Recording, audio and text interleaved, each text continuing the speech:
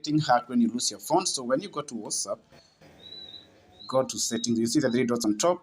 Go to settings. Go to account, security notification, change number.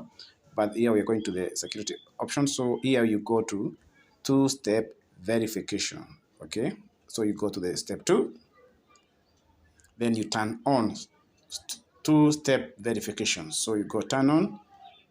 Look for a very workable, PIN number that you're going to use. So for this one, you can put the one that you're comfortable with.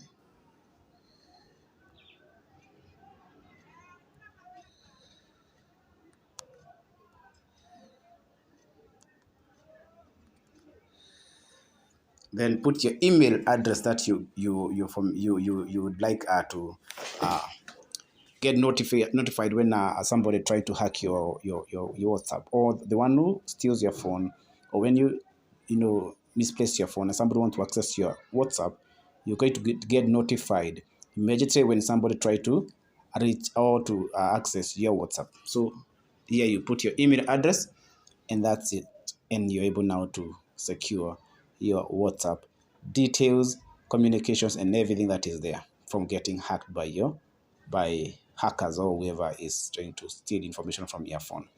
Bye for now and stay safe.